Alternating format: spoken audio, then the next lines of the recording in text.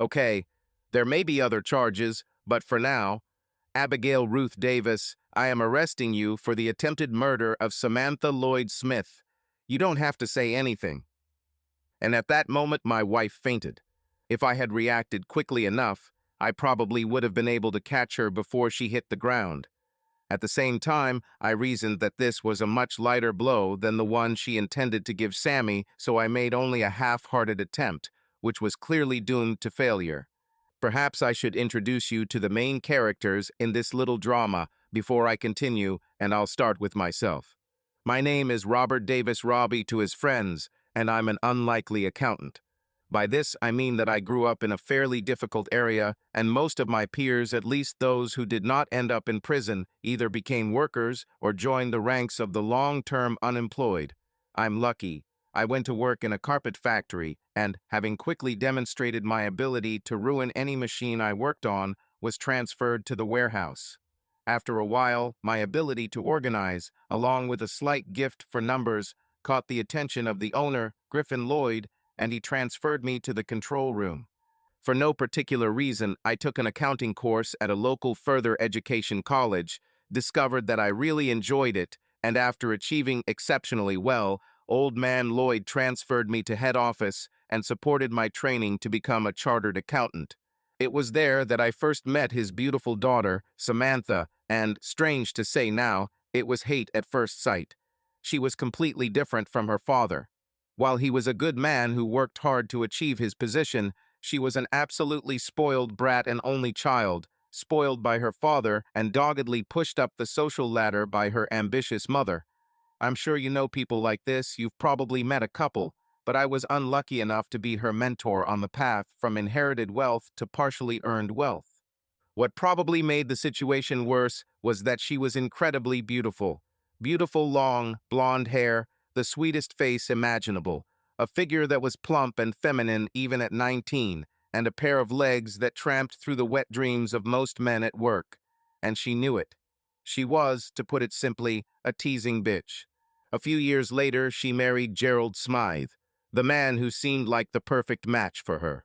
She was flirtatious, he considered himself a gift from God. She was spoiled, he was an arrogant bastard. She had a lot of money, he had a lifestyle that required it. But now it's time to introduce the last of this small troupe. Meet Abigail Ruth Marley. She worked at the factory as one of the killers. This means she sorted skeins of wool or nylon and operated one of the machines that rewound them onto the plastic cones used to feed the threads into the looms. Like me, she was a product of the area, but unlike me, she did nothing to further her education. No, Abby decided that her looks would be enough to pull her out of the depths. All she needs is a man who will be impressed enough with her looks and sexual prowess to take her from the hard times to the easy street. And I'm sure you can guess who she's targeting. I wasn't a complete fool, and I had some experience, but Abby was pretty hard to resist. She was 22 and amazing. Her jet black hair was cut short, almost boyish, but paradoxically, this made her even more feminine. She had liquid brown eyes that seemed filled with sexuality, and her figure, although slender, had all the right curves in the right places. At that time, the company was fulfilling a large order to supply green carpets for some institutions of the Ministry of Defense, and in order to be on time, the boss allowed a lot of overtime work in the evenings. The machines ran at full capacity until midnight, and one of the key employees had to check that everything was turned off and lock the room. Naturally, being one of the key employees, I had to take several shifts.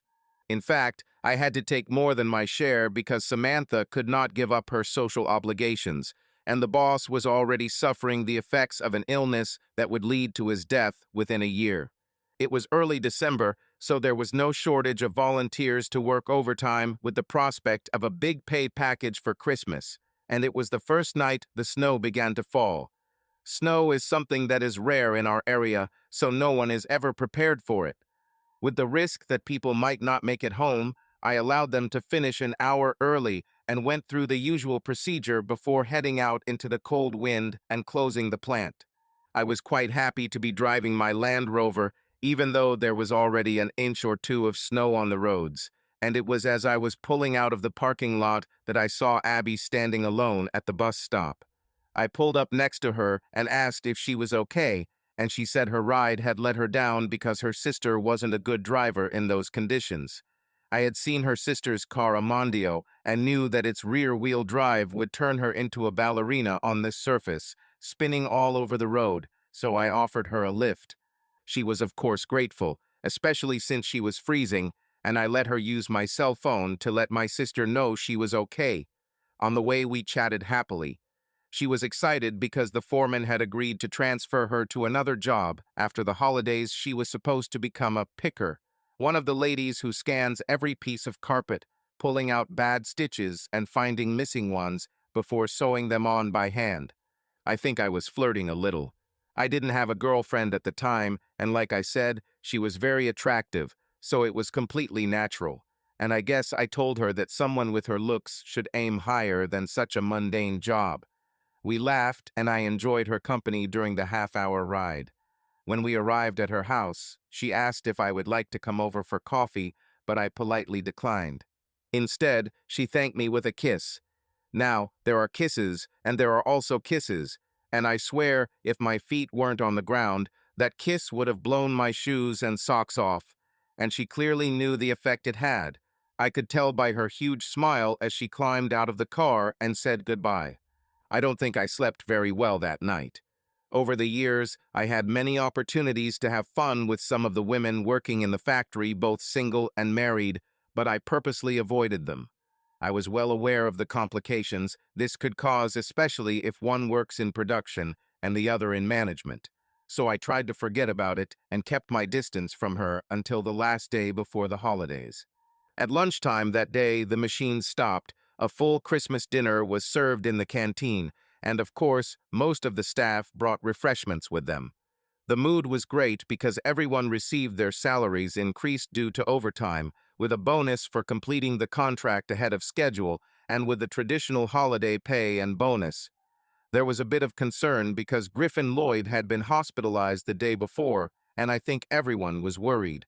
Not only was the old man a well-liked employer who treated his employees fairly, but there was concern about who would take over if something happened to him.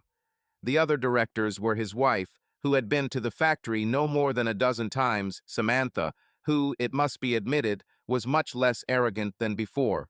Her husband, who had not changed at all, except that he had decided that he was now a captain of industry with ideas for revolutionizing production, and me, the chief accountant of the company. In addition to us, there were 3 other minority shareholders who showed up at board meetings only for the free drinks and buffet. No wonder they were worried. However, the party was soon in full swing. The tables were eventually pushed aside, the music started with Ghetto Blaster, and people relaxed and danced. As usual, I was dragged into this. At my age, plus still being single and making a good living, I think I was considered an eligible bachelor, and some women were clearly interested. They didn't have a chance because Abby was targeting me, and the only dances I didn't have with her were with Sammy.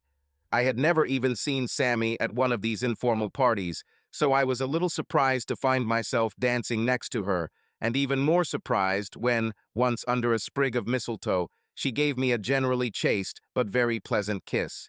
It was even more surprising when she whispered, "Be careful with this one. She's trying to hook you, and you might find something better." And then, as soon as the music ended and we went our separate ways, Gerald appeared, made an imperial gesture, loudly wished everyone a happy holiday, and they both disappeared. Well, she was probably right, but I was too stupid to realize it. About 10 minutes later, Abby reappeared and then stayed until I was left to close the plant.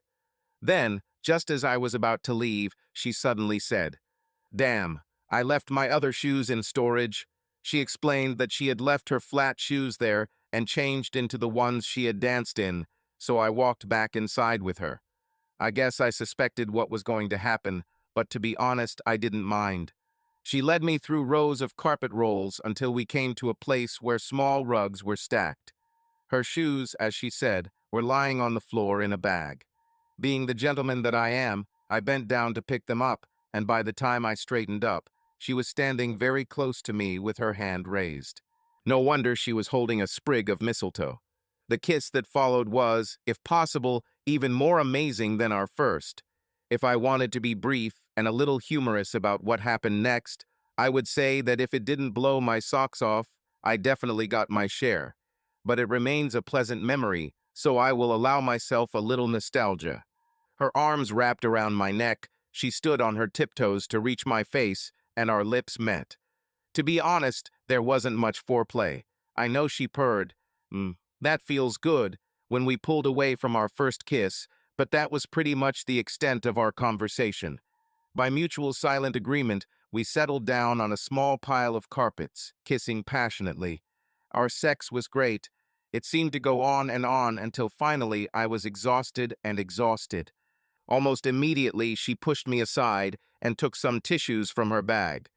Seeing my gaze as she quickly began to dry herself, she said, "Do you know how much these rugs cost?" "To the penny," I grinned. "I'm an accountant." Then she laughed, finished the job, and hugged me tightly. "That was a little fast. Sorry," I said, but she kissed me and replied, "Don't worry, it was even flattering. But if you want to make it up to me, I won't mind. Just not here, if that's okay." "Where do you propose?" "Well, I don't even know. I mean, it's not going to be fun at my house. Mom and Dad are busy packing up to spend Christmas at Aunt Norma's, and my sister and her boyfriend are probably waiting. They will leave to rush to the bedroom." "What about my seat?" I suggested innocently, not knowing that these 4 words almost sealed my fate. "I'll shorten it a bit here." I took her to my place, a pretty decent apartment with 2 bedrooms and a beautiful view of the sea, and she was quite impressed. After we'd both showered and spent a few hours testing the strength of my king-size bed and giving me a chance to make up for my hasty mistake at the factory, she wanted to inspect everything. You know how someone carefully inspects a place they're about to buy. She had already expressed her satisfaction with the bathroom, which, in truth, was almost 3 times larger than in the Soviet area, and giggled uncontrollably when I explained the purpose of the bidet, because she had never seen one before and was delighted with everyone's wardrobes and storage space in the bedroom. She also liked the kitchen. In fact, it was full of gadgets that I rarely used, with an open dining area. She basically drooled over it. She said that she loves to cook, and having such a place is one of her main ambitions. But the living room really delighted her. I was probably used to the view, but her reaction reminded me of the first time I was able to look out over the expanse of the bay and watch the tides ebb and flow. I think I said something corny about how the view is so much better when she's apart, and she hugged me and kissed me, thanked me, and in no time we were back under the covers. The next day was Christmas Eve, and we woke up to find the ground covered with a light, but very beautiful frost. After a good session that turned out to be very satisfying for both of us, she insisted on making breakfast, proving that she really knew how to run a kitchen, and we sat down at the dining table to talk. The conversation quickly turned to our plans for the next day. My plan was to eat a reheated meal, watch TV, and maybe spend some time on the internet. She had a choice between watching TV and trying not to listen to her sister being noisily fucked in the bedroom. It seemed perfectly reasonable to make some better plans. I dropped her off at home so she could pack a few things for herself, while I went to the supermarket and bought everything she asked for to make us a proper lunch. It was quite romantic, in a way probably because I tried not to see that I was being manipulated. As a result, we had a wonderful holiday together. Carol service in the town square that night with a bag of roasted chestnuts, which we ate on the way home. Christmas Day, which we spent trying to wear each other down with sex, and Christmas Day too, showing her around the local flying club and explaining that I needed the adrenaline rush that skydiving gave me to compensate for the boredom of my work week. She had serious doubts about this, frankly, very serious ones. But she was a real girl, you have to give her credit. Her first jump, with a qualified instructor, took place in early February. There were 6 more jumps in a month, and in early March she jumped alone for the first time. And when she landed, I offered her an engagement ring. Sentimental. Yes. Romantic. Yes. Then one idiot completely ruined it by saying, "Oh, how sweet." Working class kids marrying their own kind. Turning around, I saw the contemptuous face of Gerald Smith, and, without thinking, I punched him in the stomach as hard as I could. I heard a sound as the air left his lungs, saw him drop to his knees with an expression of complete bewilderment on his face. Then there was a loud vomiting sound as he spat out everything he had recently eaten onto the grass. "You fucking idiot," I heard Samantha say, and I wanted to argue with her until I realized that she was addressing her husband. "Sorry, Robbie," she said, turning to me. "He had a few drinks at lunch, and now he has verbal diarrhea." Then she abruptly turned around and left without throwing a single glance at us. Abby and I were still standing there with our mouths open in surprise, staring after her when Gerald rose to his feet. He wiped some vomit from his sparse goatee and muttered, "You made a big mistake, Davis. One lucky hit doesn't mean it's all over, far from it. Anytime you're ready for more, just let Jerry know." I growled and turned away, finding Abby still in shock. I just took her hand and left. So the engagement was ruined, but we got through it and got married a couple of months later. We didn't feel comfortable working together, so after returning from our honeymoon in Tenerife, Abby handed in her resignation and found a job at a recruitment agency that was just a few minutes' walk from the apartment. Even though she never took education seriously, she was smart enough to adapt to the office environment, and I think she was mainly hired because she was a very nice decoration at the front desk. Things seemed to be going pretty well for us in the first couple of years. We were not rich, but our combined income allowed us to live comfortably. My beautiful young wife turned out to be a good housewife and an excellent cook, as well as amazingly inventive in bed. I mean, I knew she had a certain history. She never denied that she had experience before us, but so did I, so I had nothing to complain about. When we were both fully equipped for skydiving, we only had to pay for the jumps themselves plus periodic equipment replacements and upgrades, of course, and we lived very comfortably, although Abby had a passion for new clothes that sometimes threatened to get out of control. We even sometimes quarreled about this, and although I mostly gave in to her, there were times when I had to insist on my own. Things have gotten a little tense at work since the death of Griffin Lloyd. Gerald tried to demonstrate his influence, but as I knew, he only had a nominal number of shares in the business. The vast majority belonged to Samantha. Fortunately, everything cleared up quickly. We were at a board meeting, and he tried to fire me.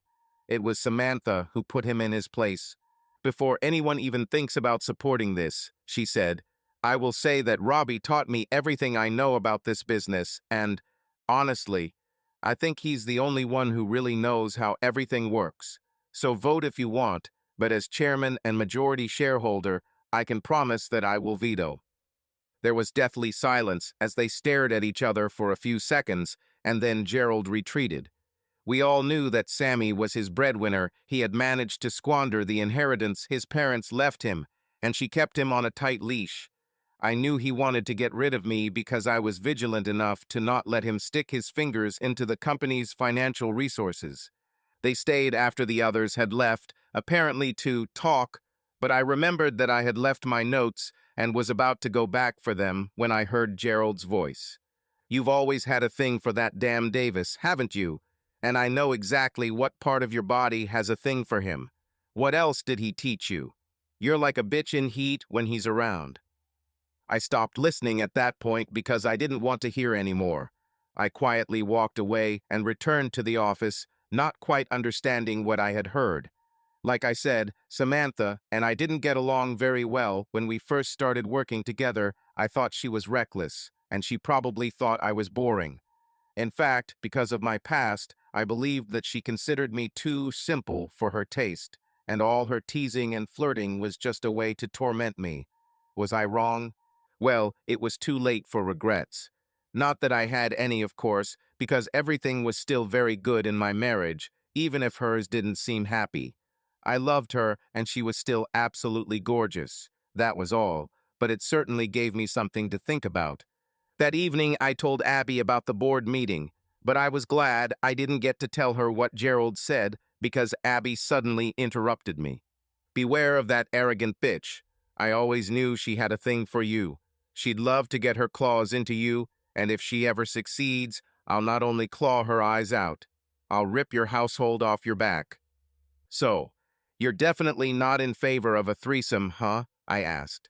For a moment, I thought she was going to kill me. Then she saw the look on my face and burst out laughing and called me a pig and a bastard and many other things that I can't remember now. So, as you can see, things were going pretty well for me at that point. I had a decent, if a bit boring, job that was fairly well paid and stable. I had a beautiful and loving wife, plus, according to what I heard, a rich and beautiful lady who lusted after me, and I had the means to indulge myself and my partner in a hobby that gave me a real rush. I don't know exactly when things started going wrong. It probably took quite a long time before I realized what was happening, but it definitely started going wrong. The first sign that something was wrong came when Abby suddenly lost interest in skydiving. I don't say gradually, I mean it was as sudden as turning off a light. We've had a string of very good weather this summer and have had many opportunities to jump out of planes, fly, and plummet toward the ground at about 120 miles per hour. Okay, I know this sounds dangerous, and there are between 50 and 70 deaths reported every year. Most people believe that equipment failure is common, but this is not true. Most accidents are caused by simple mistakes and oversights. For those fully trained, the average mortality rate is 1 in 100,000 jumps. Compare this to driving your car, for example. If you drive 10,000 miles a year, your chance of dying in a car accident in any given year is about 1 in 6,000. Abby knew all this, we had discussed it many times, but she began to insist that for some completely unknown reason the risk of accidents and deaths was much higher for women than for men, so she stopped. Her last jump was a tandem jump we did together on her 24th birthday, just a couple of months after our first anniversary. For the first couple of weeks after this, she came to watch, but then she said that watching was even more nerve-wracking than doing it, and left me alone. Of course, I was quite ready to give it up, but she insisted that she wanted me to continue as long as I liked it. Surprisingly, the second week she came to watch, Samantha was also alone. Apparently, Gerald had injured his back in a fall from his horse and would have a long, slow recovery before he could put his parachute back on, but Abby didn't seem too concerned that Samantha and I were both alone. It so happened that I continued my hobby, and Samantha became my usual companion, not my wife. Now don't think anything bad. By then, Samantha and I were getting along great. She had changed beyond recognition from the arrogant snob I first met, and in addition to becoming a pretty good businesswoman, she was a good person to have fun with. We laughed a lot and got along well, but that was all. Did I like her? Still would. Did she like me? By then, I was pretty sure it was. Were any of us willing to do something about it? In any case, we became very good friends and talked a lot and sometimes trusted each other. That's why, one Sunday afternoon, when we were able to enjoy the friendly thermal currents floating in the air rather than plummeting towards the ground, I found it difficult to understand why she seemed so depressed afterwards. We sat in a small club, drinking cold drinks, and I tried to figure out what was wrong with her. At first, she denied that anything had happened, but after some gentle insisting and a lot of patience, she finally said, "Okay then, what would you do, Robbie, if you thought your partner was cheating on you?" "What do you mean?" "I don't know. I really don't know," she insisted, "but I think Gerald might have an affair." "Oh my God, really?" I answered, surprised and not at all sure I wanted to explore this further.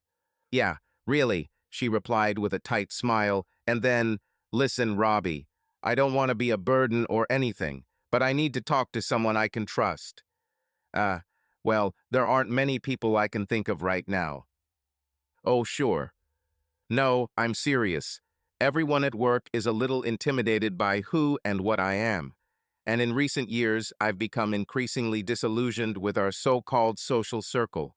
I think many women in my place would turn to their mothers, but, well, let's not go there." This made me grin.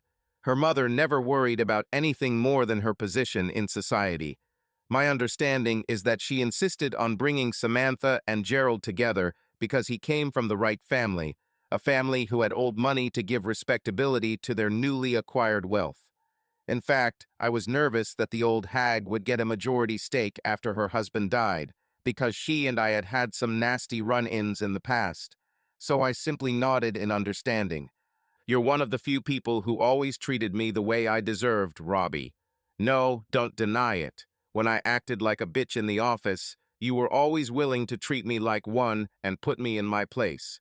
Although you did it gently, you were also ready to praise me on rare occasions when I deserved it. You may be quiet, Robbie, but you don't take any bullshit from anyone, and you solve problems your own way.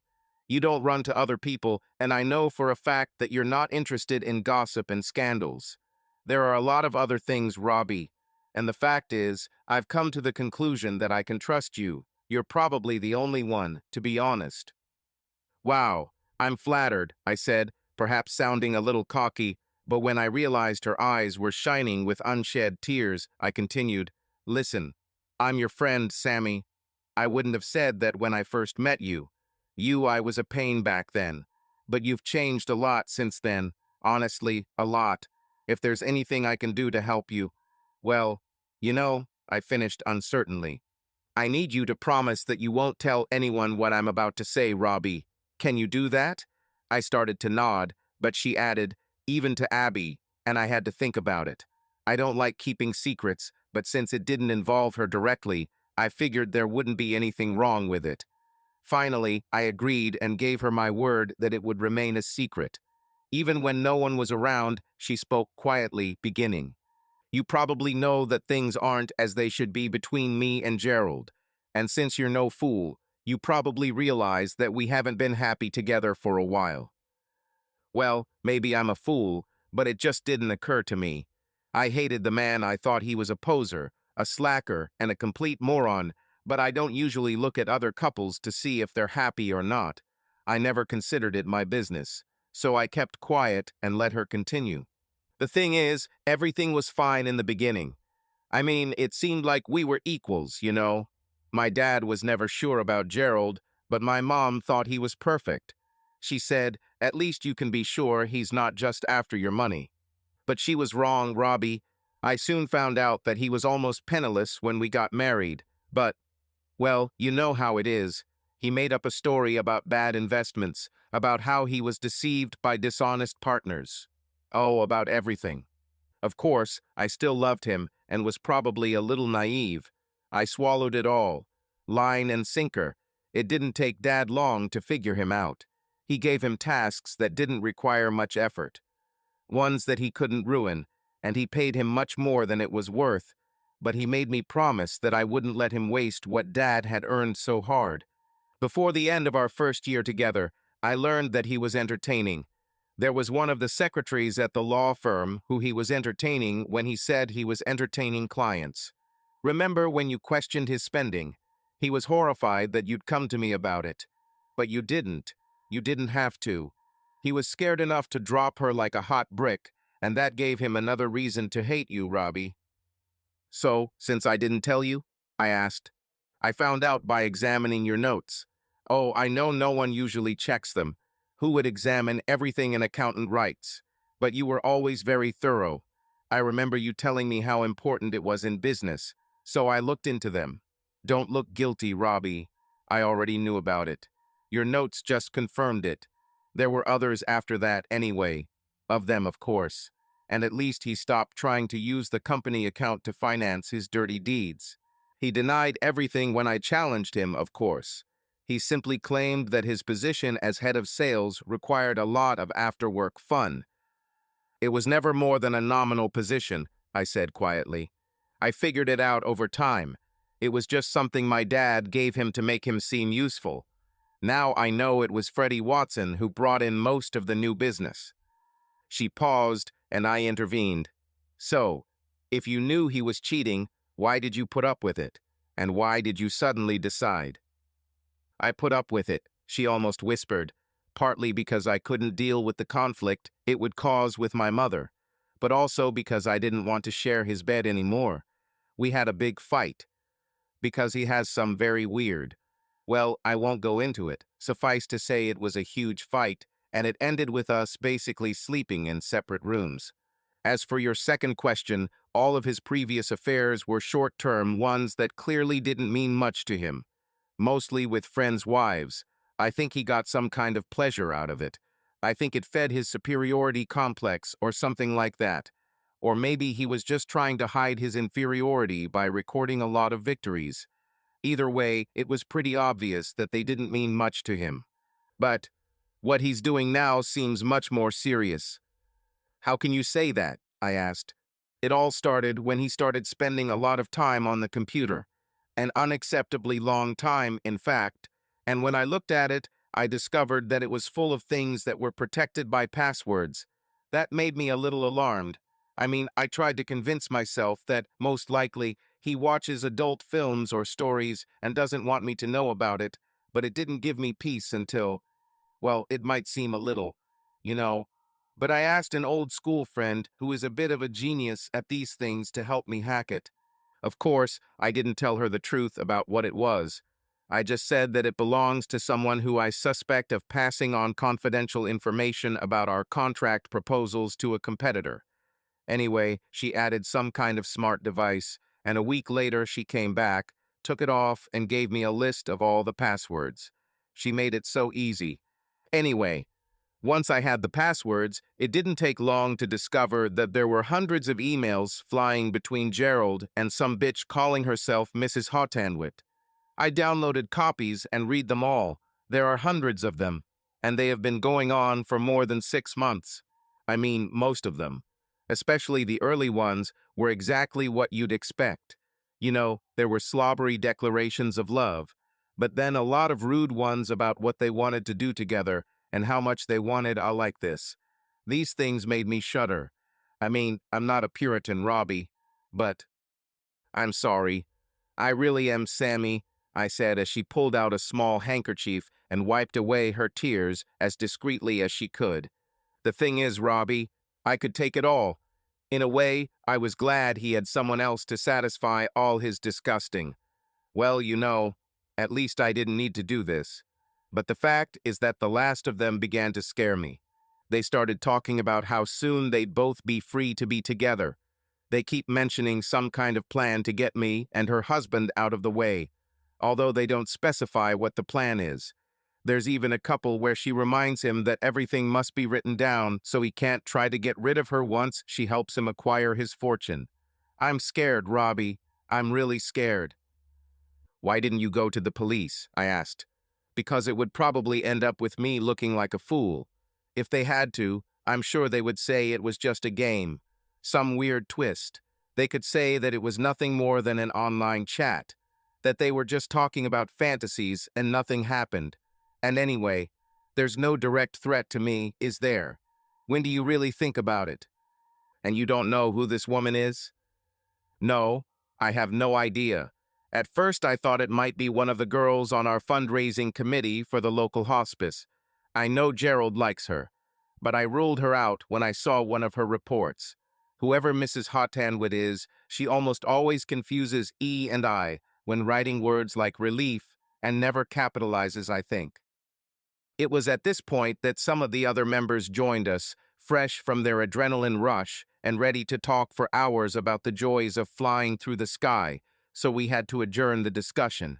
I eventually had to leave, and I just said take care to all of them, but Sammy knew that I was really talking to her. I was lost in thought as I drove home, and honestly, if I hadn't given my word to Samantha, I'm not sure if I would have told Abby about it. Besides, perhaps this would not have happened anyway, because at that time Abby and I were going through some kind of difficult period in our relationship. After our first few months together, I discovered two things about Abby that I didn't really like. First, she couldn't stop herself from flirting with other men. It wasn't a big problem, she just attracted them without putting any effort into it, and as soon as she looked at them with her languid brown eyes, they turned into puppies asking for affection. I guess I couldn't blame her for enjoying the attention, especially if the man was good-looking, and she never crossed the line. By this I mean that she was always quick to introduce me as her husband, and made sure I was fully included in any subsequent conversation. But I often felt uncomfortable with the way they looked at her, and then at me with an expression on their face that said, "It's a shame you're not here, mate." We discussed it several times, but she always said the same thing.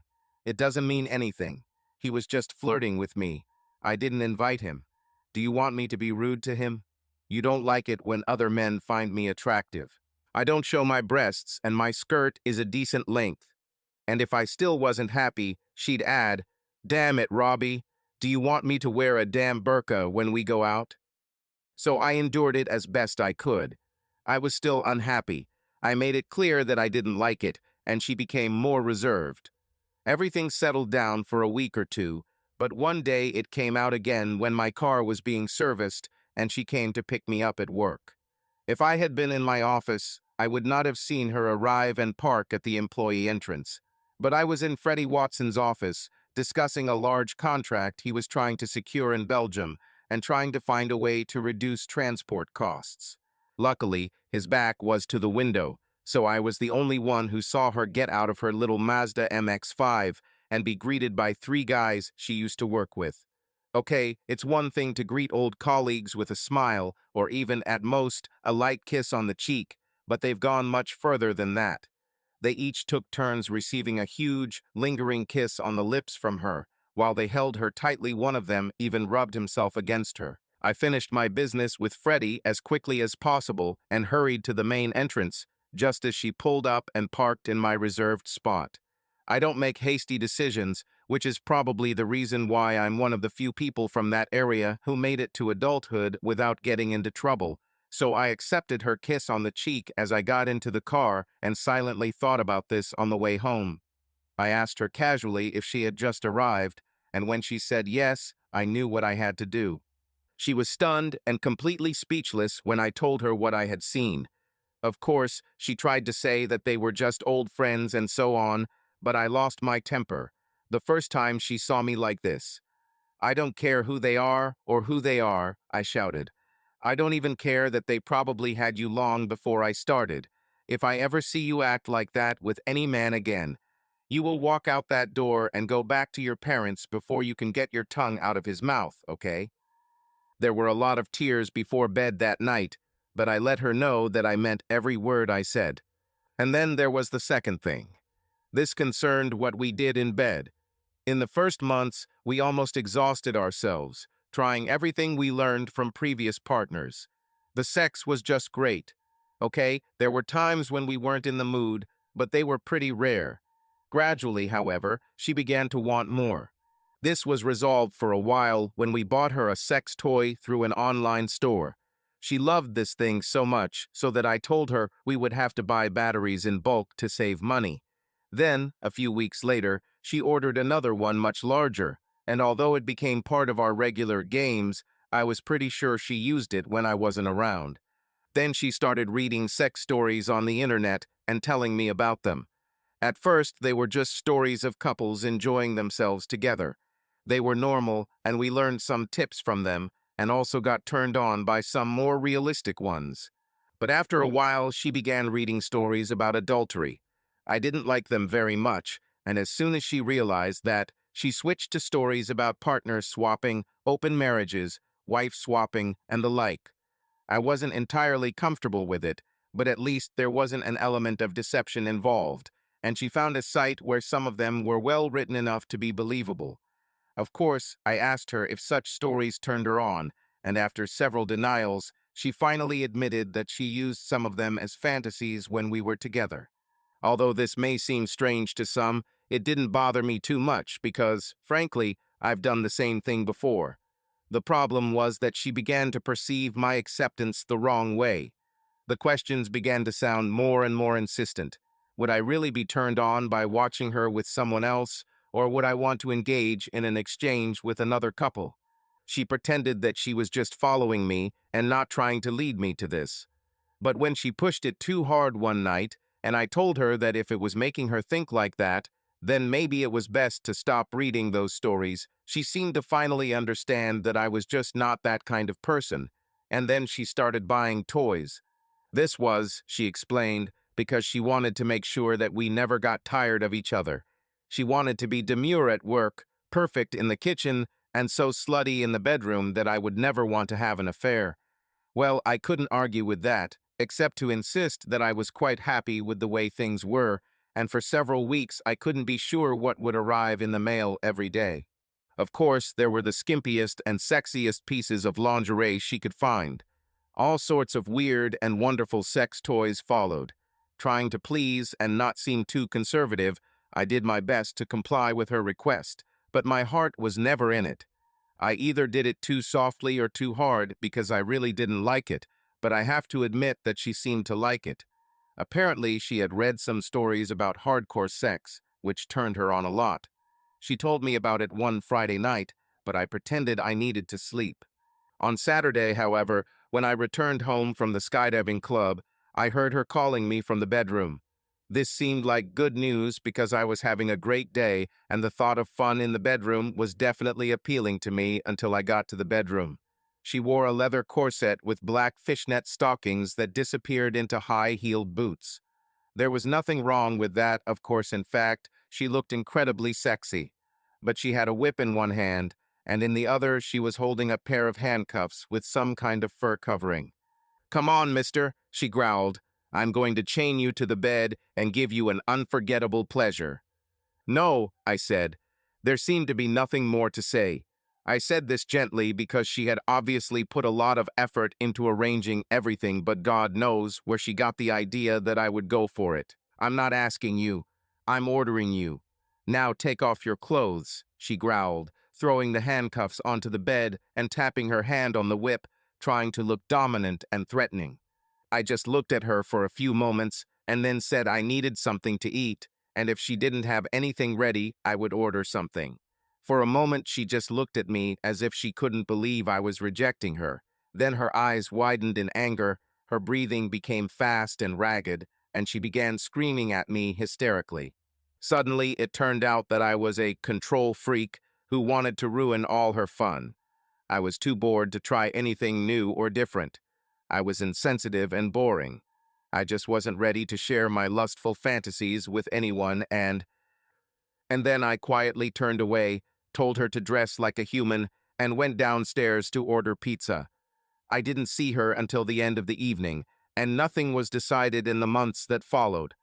A couple of times I tried to talk about it, to tell her that I just didn't like the thought of being tied up or tying her up, for that matter, and I didn't like giving or receiving pain at all. "You don't want to try anything," she complained, and "how will you know what you won't like if you don't even try these things?" Is it my fault that I didn't want to make my fantasies come true? These discussions always ended the same way. She would lay back and tell me to take what I wanted, because she didn't have to worry about her needs. Then I would say something like, "maybe another time," and turn over and fall asleep. This went on for several months off and on, because in between these moments we had passionate encounters. But I never knew what her mood would be the next day. I was beginning to think that if things didn't change for the better in the near future, it would be better for both of us if we brought the curtain down on our marriage. As much as I wanted it, and as much as I convinced myself that there was still a lot of love left between us, I knew that this couldn't go on forever. So it was unlikely that I would go home and discuss Samantha's problem with Abby that day, and the more I thought about it, the more I became convinced that there was no point in waiting, and that the best thing to do would be to get her to call the police and at least document her concerns. When I arrived home Sunday evening, Abby was gone. I vaguely remembered that she said that she could stop by to see her mother, so her absence did not surprise me. As usual, I found ready-made food in the freezer and put it in the microwave. After that, I called her on her mobile and found out that she was drinking at the Forrester pub with her sister.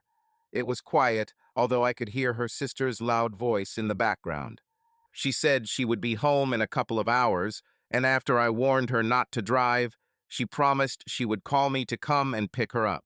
Not knowing what else to do, I decided to go online for a while and find out all the sports results of the day.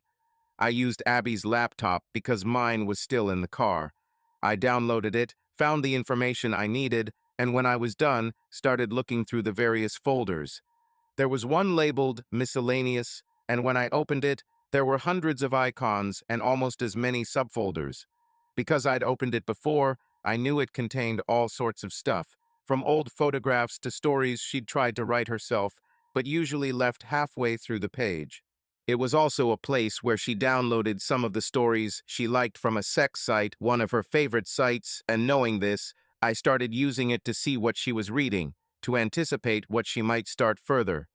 The newest one clearly showed that she had been reading stories about hardcore sex for a while, as well as a lot of loving wives stories, which, when I checked them, turned out to be mostly about cheating wives and cuckolds. I sighed, thinking that this was not helping her understand our problems. Then I looked at one that seemed completely out of place in this folder. It was called System Information, so I clicked on it and found a subfolder labeled Do Not Change, which led to another and another folder until I finally came to one with a warning that opening it could damage the computer. Anyone with any common sense knew that such a warning was nonsense, and so it turned out to be. 3 subfolders later, I reached the link to the email icon and, without hesitation, clicked on it. It didn't surprise me at all that it was password protected. I looked at it for a few moments, and then, almost as if it was completely natural, I typed Mrs. and wet, and it opened.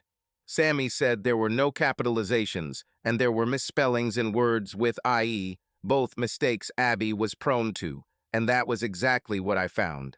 It took me quite a long time to do what I thought was the best, although I barely glanced at the lewd photographs that she sometimes persuaded me to take, or that she took herself, and without stopping to read anything, I barely managed to finish his task and delete all traces of his presence on the computer before turning it off when the phone rang. With a deep sigh, I got into the car and drove to the pub to pick her up. His name was Joe. He worked in a factory and was 28 years old. This was, I think, only his 7th solo jump, and he screamed like a banshee until he hit the ground. Then there was the most complete silence I had ever heard in my life, as everyone stood looking in shock at the spot where he fell with a thud that we all swore we actually heard. The first to move were the ambulance crew, who were always present at our meetings. In the past, they've had to treat a few ankle injuries from awkward landings and a couple of cuts and bruises, but they, like everyone else, had never seen anything like it, and they rushed to the scene with the blue lights flashing on their car, which were useless. My first thought was to hope that the fall had killed him instantly. The only possible alternative was that he would remain in a terrible condition for the rest of his life. I saw him fall.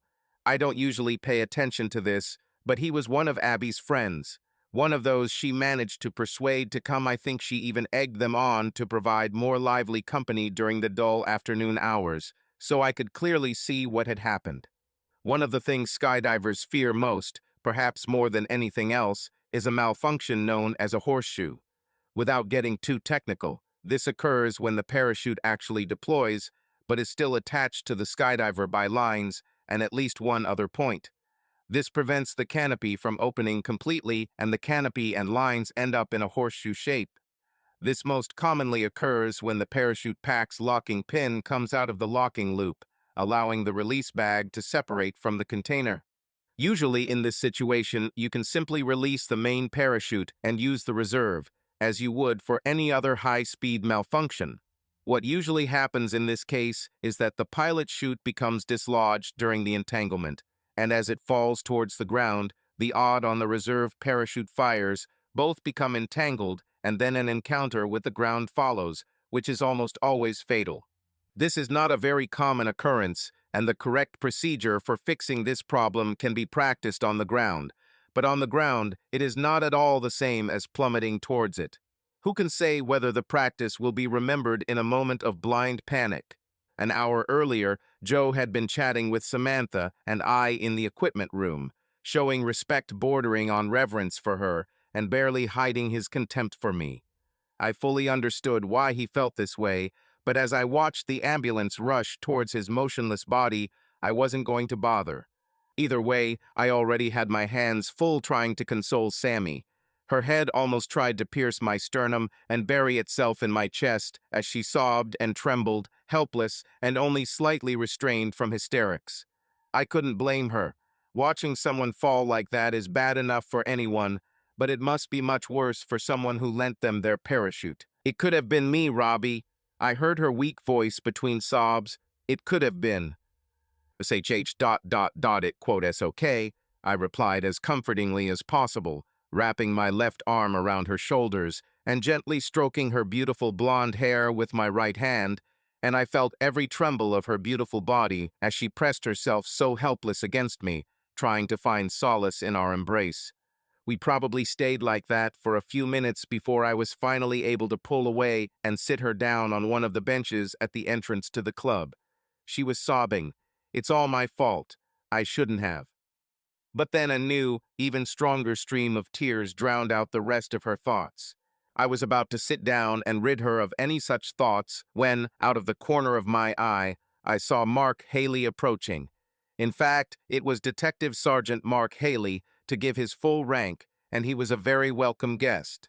Like me, Mark was one of the few people from our old neighborhood who hadn't gone over to the dark side, and like me, he was on the committee of the Parachute Club. Although he was much older, probably in his late 40s, he was a really nice guy, and I always got along well with him. "Who was it, Robbie?" he asked without preamble. "The schedule said it was you and Sammy. How is that possible?" "We switched with Joe and Donald. We changed it in the manifest," I explained. "Don is using my parachute. Joe took Sammy's parachute. But there is something much more important, Mark." He just raised his eyebrows slightly, and I continued, "I don't think it was an accident. I have every reason to believe that this may have been intentional, and this needs to be investigated. You need your guys to come here to collect evidence or something." "They're on their way," he assured me. "Am I correct in understanding that you know something I don't?" "We both know," I said, nodding in Sammy's direction, "but I think you'd better talk to me for now. Poor Sammy is in shock." As it turned out, we were both required to give initial statements about what we saw and what we knew about the accident. Mark and his boss, Detective Inspector Kelsey, set up headquarters in the small room we usually used for committee meetings, and we were invited in one by one to tell our side of the story. The airfield was cordoned off while the interrogations took place, and while those who gave evidence were free to go home, no one else was allowed into the area until everything was completed. While we waited, I sat at one of the windows and watched what was happening outside. There wasn't much to see. A few people in CSI hazmat suits were bustling around where Joe had landed, while another group was inspecting the finished SMG-92 set, the plane that had taken him on what was likely his final journey. This was still in doubt, as word quickly spread that he was still alive, albeit barely. This probably came from the way the ambulance left the scene with sirens and lights flashing, but I suspected it was only because the St. John people were as shocked as everyone else. Samantha was on the other side of the room from me, being consoled by a policewoman, and I couldn't tell if she was asleep or not because she barely moved. Mark organized everything very well. The first ones were called by those who really didn't see what happened, and they were dealt with quite quickly. Then came those who were outside and watched the figure screaming and waving its arms in horror as it fell to the ground, and finally the pilot of the plane. After him, Samantha was taken to the room by her companion. I knew she would be there longer than the others, so I made myself comfortable and waited. When I was younger, I smoked not heavily. I never smoked more than 10 cigarettes a day, and it wasn't hard for me to break the habit. But sitting there, all alone except for a uniformed constable sitting on a chair near the exit, I felt the first urge to smoke in many years. We were told to turn off our phones, so I couldn't contact anyone in the outside world. I imagined that the news had already spread, and I could only imagine what thoughts might be troubling the minds of the friends and relatives of all those scheduled to jump that day. Finally, after almost an hour, Samantha came out. She was pale and trembling, and it seemed that without the support of the police, she would hardly be able to stand, let alone walk. The policewoman looked at me and asked, "Mr. Davis?" I nodded, and she said, "You can come in now." When I stood up, Samantha looked at me with red eyes from crying and said, "I'm not going home, Robbie. I'll be staying at the hotel for a while. Call me when you're free, okay? Please." I could only nod. Seeing her in this state made me feel terrible, and I was afraid that I would choke if I tried to say anything. I walked into the committee meeting room and found 3 people sitting on one of the long sides of the table. I sat down and was introduced to each of them, and it was the one named Detective Robertson who started by asking for my full name, address, date of birth, and so on. He then asked if I was an official of the club, and I said I was the treasurer. Even though they said the interview was being recorded and pointed out the equipment that was being used, he still took notes. Then it was Mark's turn. Robbie, can you tell me about your qualifications, I mean parachuting? Well, I took the instructor's certification course. Oh, sorry, it's the instructor's certification course, but I've only had it for a few months. I need to have it for at least a year along with my jump master qualification before I can become an instructor. I also have a master packer certificate, which allows me to do minor repairs and pack main and reserve parachutes. If you want details about all my jumps and so on, they are in my journal, of course, but I can tell you. Is everything all right, Robbie? Mark interrupted, and then Detective Inspector Kelsey, in a surprisingly soft voice, asked, So, Mr. Lloyd, does this mean you're packing parachutes? Sometimes I pack. The instructor prefers to pack his own, and all for his students, as he probably already told you. I always pack my own and the one my wife uses, and I've done this a couple of times recently for Samantha. Did you pack it for her today? Kelsey asked, looking at me with what he probably thought was a scary look. No, she brought it with her, already packed and ready to use. I'm guessing her husband did it. You'll have to ask her about it. But he is qualified to do it and always did until he recently stopped coming, after he got injured. Listen, speaking of her husband, is it possible? We know that, Robbie, Mark assured me. Samantha told us the whole story. You don't need to worry about that at the moment. For now, we need to focus on what happened and what you actually saw. So, with just a few questions for clarification, I told them how I had arrived at the club earlier that day, and the first thing I did was check what time my call, the time to board the plane, would be. I then went through the usual process of checking the eagle height I would be jumping from, the jump path, the wind line and top air speed, and all the other necessary things. Then I saw Sammy arrive and went to meet her to share the information I had gathered, but she had something else on her mind. She said she wanted to have a long talk with me about a personal matter. What personal matter were we talking about? Detective Inspector Kelsey interrupted. Well, I can't be sure. I mean, we didn't really have a lot of privacy until, well, but I'm pretty sure I know what it was about. For some reason, they didn't go into it further and asked me to pick up where I left off. There wasn't really much to add. I went into the office and changed the manifest so we wouldn't jump at the scheduled time.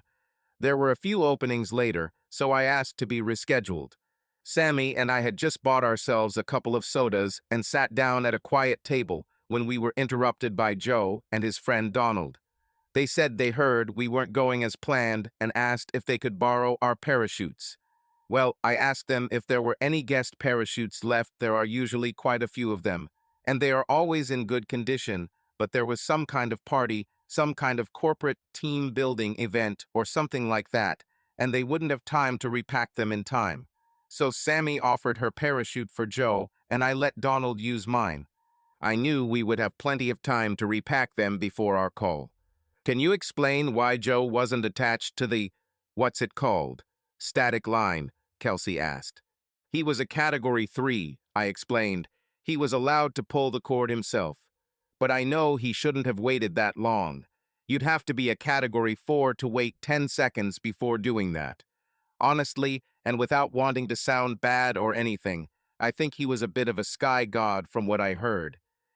Basically, a bit of a braggart, Mark said as Kelsey raised his eyebrows. Someone who tries to do more than he's actually skilled enough to do.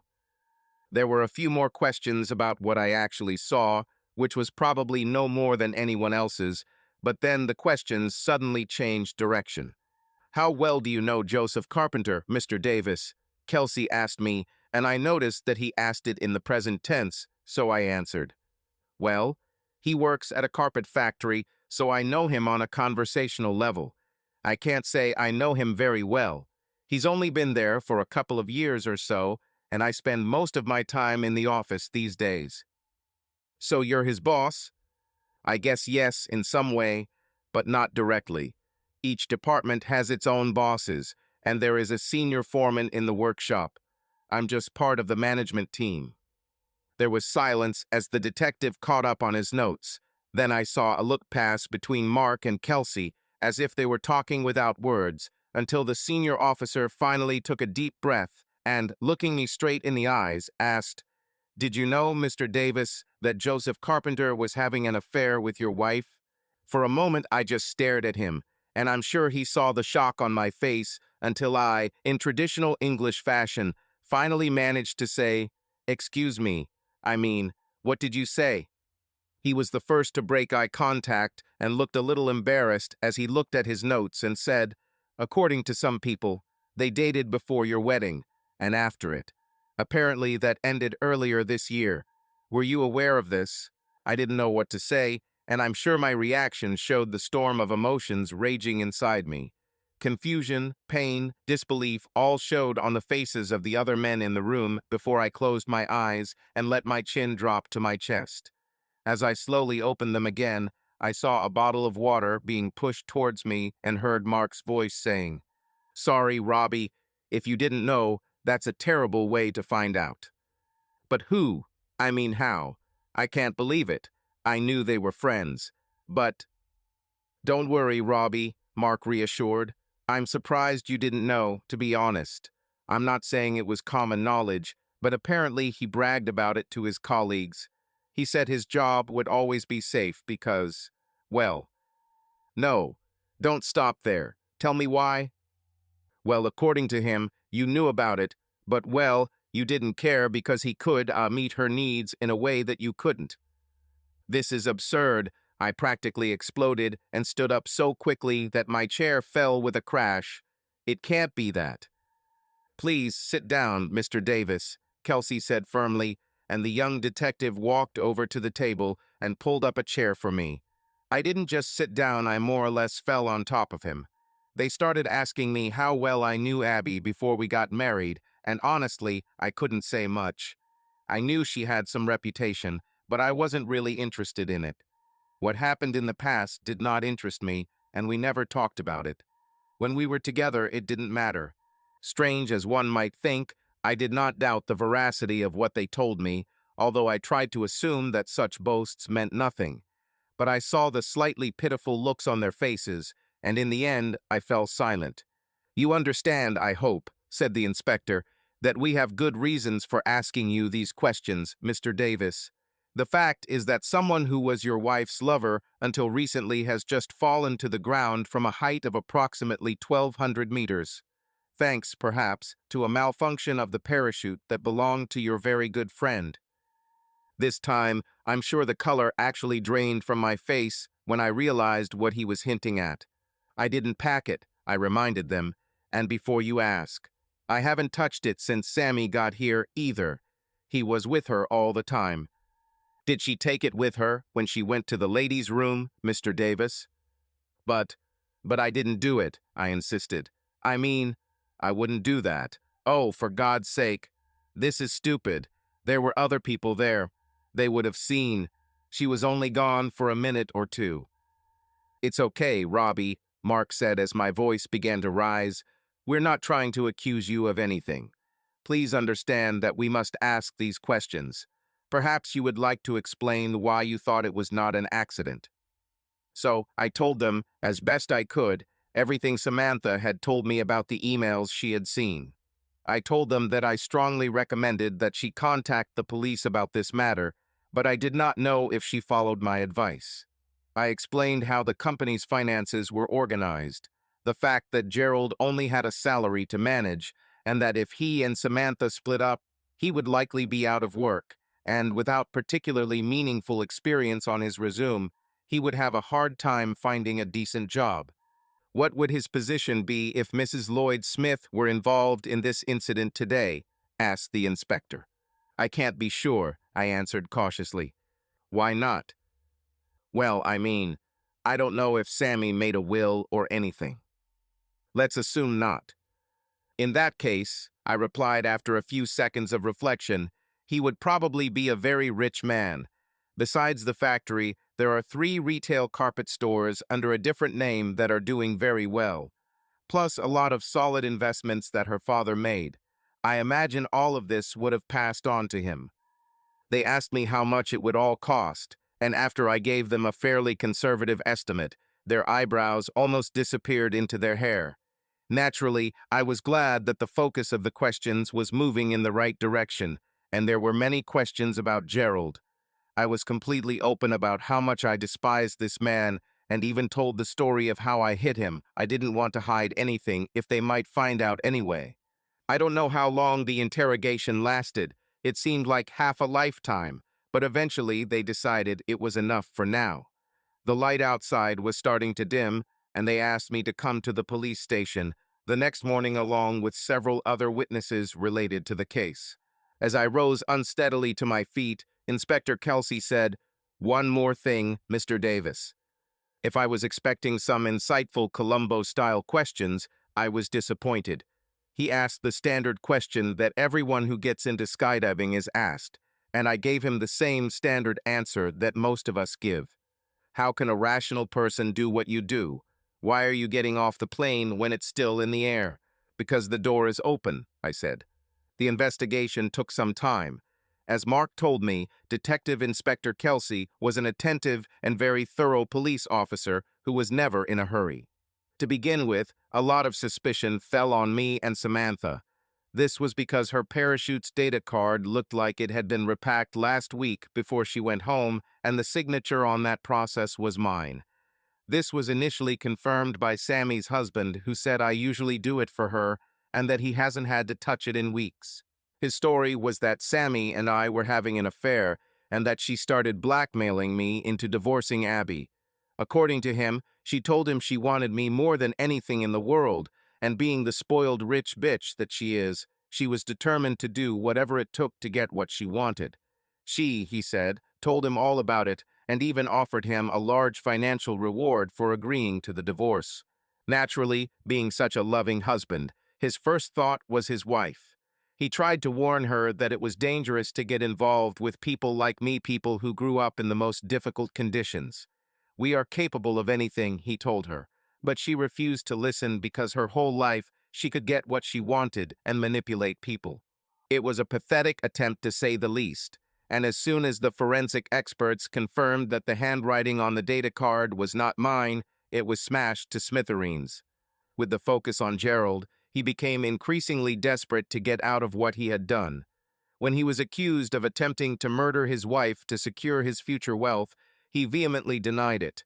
He also completely denied Samantha's story about emails to a mystery woman who was helping him hatch a plan to kill her, and when they seized his laptop for examination, they found it was new and barely used.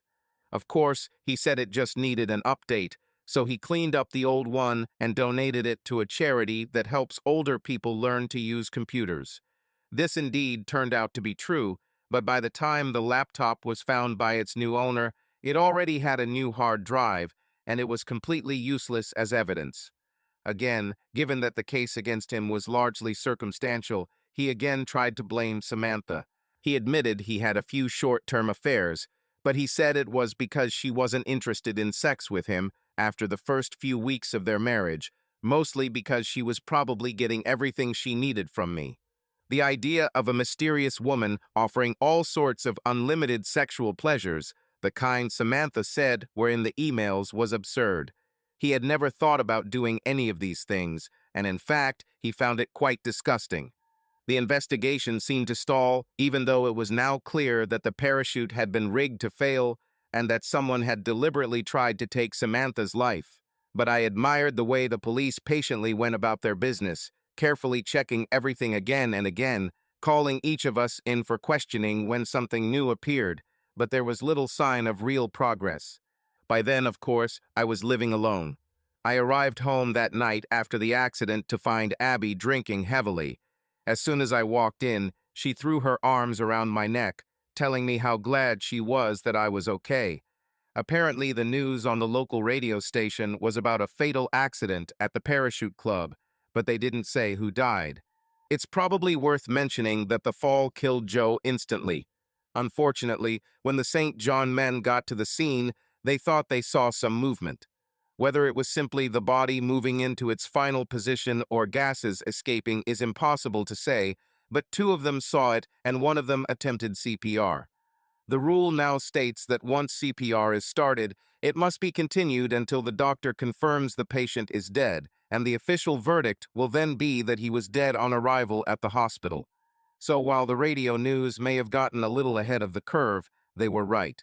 Either way, Abby didn't know who the victim might be at that moment, and that was the first question she asked. I replied, shaking my head as I headed to the bathroom, and told her to come back to the living room and pour me a drink. I also told her that I would come out in a little while and tell her everything she needed to know. When I returned to her 10 minutes later, she was engrossed in the news on the television, which was showing a short clip filmed on a mobile phone of Joe falling to his death. From that distance, of course, it was impossible to tell who it was, or even whether it was a man or a woman, so it was only natural that she would say, "It's Samantha's parachute," because Sammy's parachute was unique and very distinctive. Yes, it was him, I growled, and she turned her head towards me as I stepped forward and picked up a glass of Tullamore Dew 12-year-old Irish whiskey. Oh my God, sorry, Robbie. I mean, I didn't like her. But she didn't use it, I said coldly, and she looked at me. Then, who was it? She asked, and I could see the glass of vodka and cola shaking in her hand as I continued. That was someone who has been inside you more times than I have. What? What do you mean? She muttered. It was Joe Carpenter, I said slowly and watched as her face began to scrunch, and then tears began to stream down her cheeks. Eventually, she was able to look away and muttered that he was a good guy, and that it was all a long time ago. I don't think a couple months is that long ago, Abby, I answered quietly and saw her wince, but still tried to wiggle out of the lie. I don't know what you're talking about, she tried. I dated him when we worked at the factory. It was never anything serious. And then, as she always did when she felt backed into a corner, she tried to attack. Anyway, the man just died, for God's sake. Can't you show up a little? A little something, Abby, I growled. Respect? What kind of respect have you shown me? I don't know what you... Stop that, I shouted, and she suddenly fell silent, finally realizing how angry I was. You slept with him, and several others at the factory, before you hooked me, so don't bother lying. It's too late for that. I learned all about it. Stop lying to me, bitch. Something seemed to break at that moment. She stopped sobbing and started talking about respect for the deceased, how she had always loved me, and if I had not been such a coward in bed, she would never have been tempted to start with him again after the wedding. When I called it nonsense, she became furious and said she would go to her sister until I calmed down.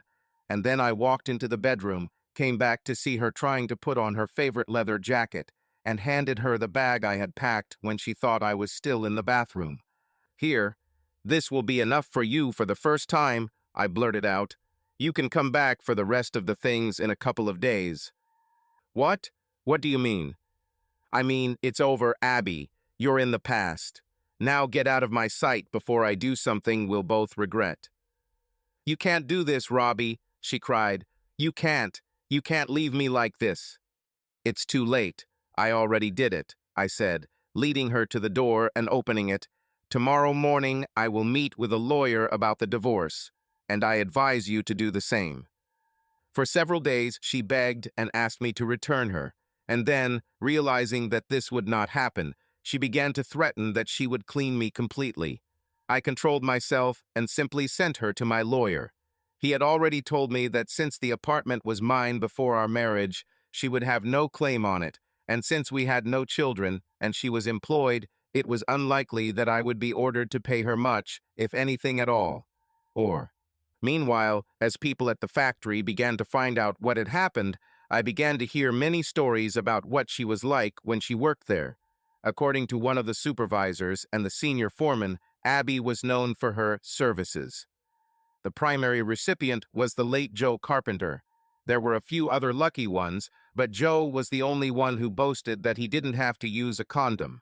I was told that there was a pile of old rugs in the warehouse that were still called Abby's bed, almost certainly the same one where I had my first experience with it.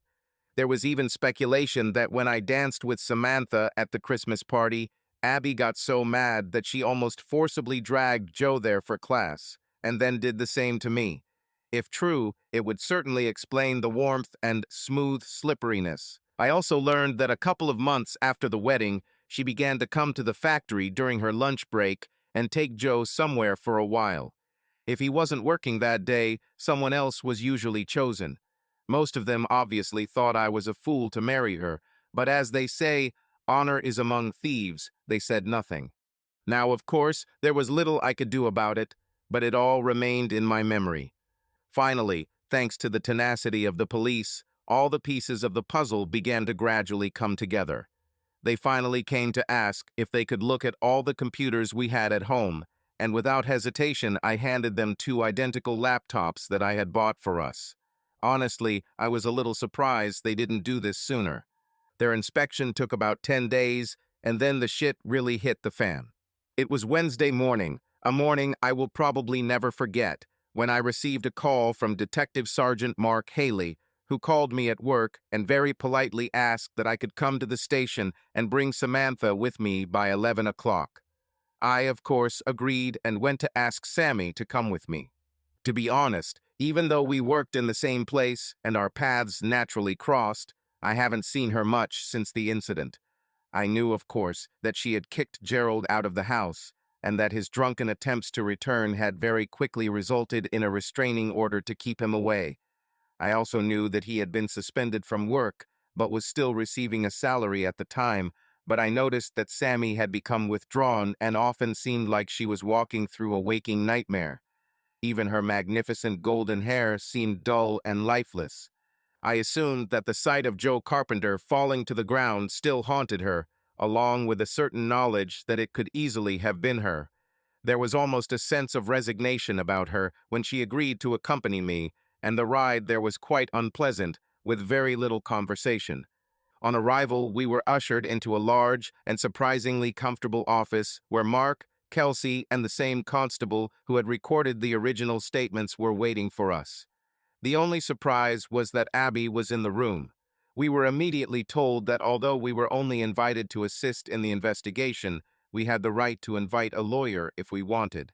None of us showed any desire to take advantage of this offer. We were again shown the recording equipment that was used.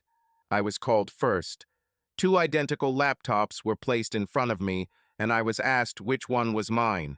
It was easy mine was used for both work and play and had some minor battle marks that couldn't be avoided. Most of them were minor scratches on the cover, but there was one easily noticeable chip on the corner where I dropped it after clumsily removing it from the case. So I had no qualms about claiming it as mine and explaining why it was so easy.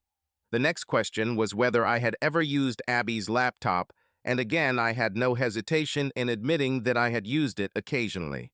I know we're always told not to leave valuables in the car, I told them, but sometimes my laptop was left in the trunk. Instead of following him, I used Abby's laptop if she wasn't sitting at it. Usually it was just to see the news headlines, sports scores, that sort of thing. You didn't use it to send emails? Asked Inspector Kelsey. No, I always used mine for this. We had a common email address that we always used for shopping and such, and it was accessible on both computers. But I also had a personal address on my laptop. It was used to send messages to club members and, from time to time, to purchase surprise gifts. The 2 policemen looked at each other, each nodded slightly, and then they told me that I could leave if I wanted. I thought about it for a moment, but then I said, "If you don't mind, gentlemen, I would prefer to stay. Mrs. Lloyd Smith was, well, a little fragile after the incident. I can't know exactly what you're going to ask her, but I think she might need the support of a friend." I heard a deliberately loud snort from Abby when I used the word friend, but was able to ignore it and watched as another glance passed between Mark and Kelsey. Apparently, they had a good working understanding because they seemed to read each other's minds and quickly made a decision.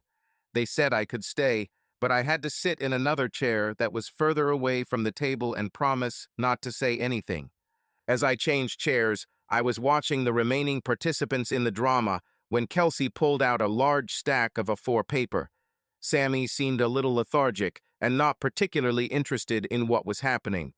Abby was restless. I didn't know how long she had been here before us, but I knew the signs of her need for a cigarette. This reminds me that I had to pay a lot of money to a cleaning company to get rid of the nasty smell in my apartment. I'd like you to take a look at this, if you don't mind, Mrs. Lloyd Smith, Inspector Kelsey said in a soft voice and a friendly smile. And then tell me if you know them.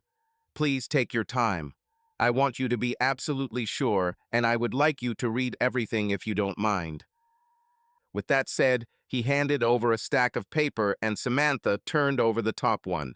I heard a sharp intake of breath, which was almost immediately followed by a sobbing sob that seemed to pass through her fragile figure. I wanted to get up, but they asked me to stay where I was. Samantha seemed to take several deep breaths to regain control, and I knew she had succeeded when she finally turned to the next page. The silence and tension in the room was excruciating as Samantha continued to read. All that was missing to make the scene fully dramatic was the quiet ticking of the wall clock and the movement of the second hand to mark the passing moments, but the only sounds were the soft whirring of the recording devices and the hesitant breathing of the 6 people present. It had seemed cool when we first arrived, but now I could feel the dampness of sweat under my arms, and as time slowly passed, I quietly tried to settle into the hard chair.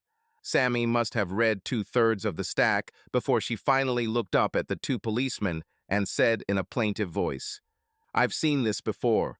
These are the same letters that I told Robbie about when I found them on Gerald's computer.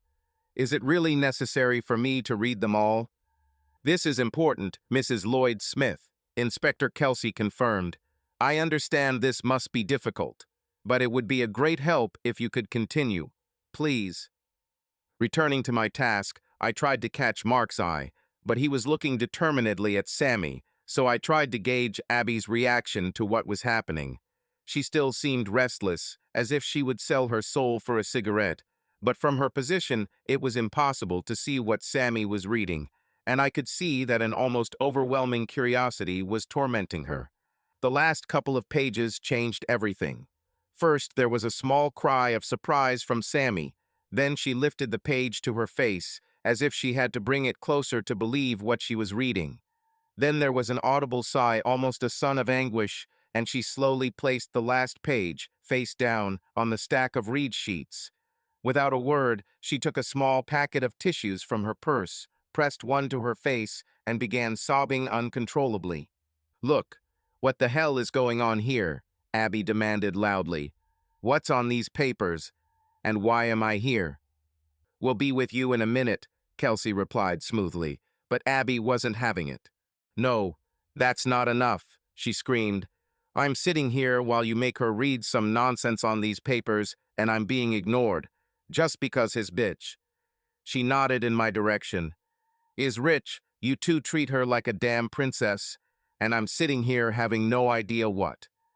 "Okay, Mrs. Davis," Kelsey said, not raising his voice, but using a tone that brooked no argument and resulted in immediate silence. "Mrs. Lloyd Smith has been reviewing a series of emails found on your computer. These are the very letters in which Mr. Smith and you planned not only an affair, but also the cold-blooded and brutal murder of his wife. The impression I had was as if a goldfish had been taken out of its bowl and placed on the carpet. Abby's mouth opened and closed, but there was no sound. Her arms waved helplessly at her sides, and I saw her legs begin to tremble. Finally, coughing and choking, she was able to say, "It's not true. This is a mistake. That's funny." And then, as I went to console a sobbing Samantha, she stared at me and said, "Tell them, Robbie, I wouldn't do that. You know you wouldn't. I don't even like that vile bastard. Tell them. And when I ignored her and gently put my arm around Sammy's shoulder, she almost screamed, I'm not going to stay here to be accused of something like that. I want to go home. I'm leaving. And she turned towards the door, only to find the detective constable already standing before her. She turned back to face Mark and Kelsey, and as she did so, the inspector said, Very well.